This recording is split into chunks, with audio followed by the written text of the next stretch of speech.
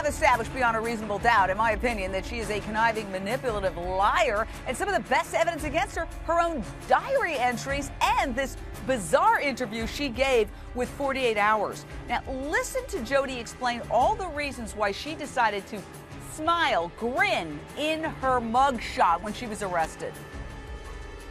One of my first thoughts when I was actually being booked, I was a little like, wow, I see this stuff on TV all the time. This is so interesting. It's almost just like it is on TV. And I thought to myself, you know, what would Travis do if he were in this situation? This is why I'm here. And, you know, barring the fact that he would likely not get himself into such circumstances, he would be smiling. He would be like, hey, you know, he would just flash this grin that he always does. And so there was part of that, and then also part of the fact that I knew it would be all over the internet, so why not? And then there was also the fact that I know that I'm innocent. Everything will be made known, everything will come out. And in the meantime, smile, say cheese. You have no way of knowing if that's what he would have done, that he would have smiled, do you?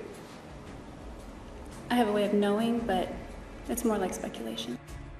Simone Bien, the idea that she says that she's going to smile and say cheese in her mugshot because that's what the victim, who at the time she's saying she had nothing to do with his death, that's what the victim, Travis Alexander, would have done, smile and say cheese. It almost takes it to a diabolical level, something out of a horror movie.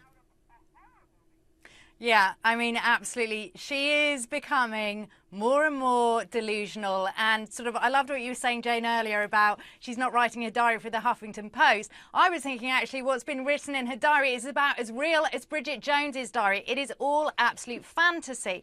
However, that said, Jane, you're going to hate me for saying this, and I love you, but I'm going to have to say it anyway.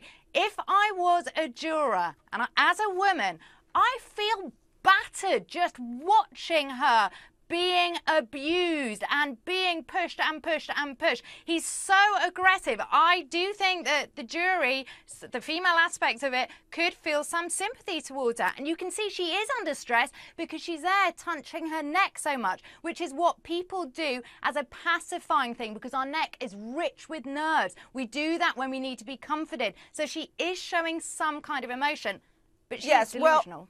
Let's remember, she slit Travis Alexander's neck. Beth Karras, correspondent session, you're there in Phoenix. You've been in the courtroom. Do you feel that A, it could break down along gender lines?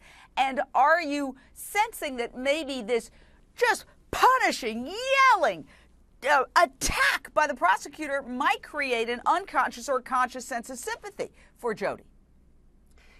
No, actually, I don't sense that. I don't sense that there's a gender breakdown, but who knows? It's really hard to read the jury.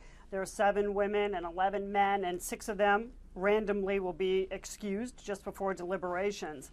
But, you know, there are some women in the front row who are paying very, very close attention to Juan Martinez as well as Jodi Arias, although the woman closest to her, right on the corner, the front row, closest to the witness box, doesn't really look at Jodi Arias very much now. And there's still a little bit of note-taking.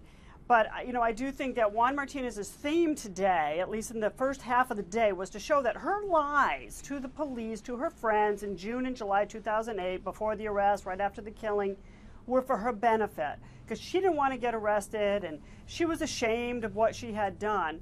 And if he Juan Martinez, can demonstrate that sufficiently to the jury, he'll then argue that she lied a lot on the stand to them for her benefit, to save her life, so they won't find her guilty of first-degree murder. Yeah, and look, she painted a picture lying about pedophilia. Right. I mean, she painted a picture of being an abused woman who was battered, and she caught him masturbating to pictures of young boys, and he's erasing it all by damaging her credibility to the point that somebody decides, perhaps on the jury, the jurors, she's a pathological liar, can't believe a word she says, except that we know she killed Travis Alexander.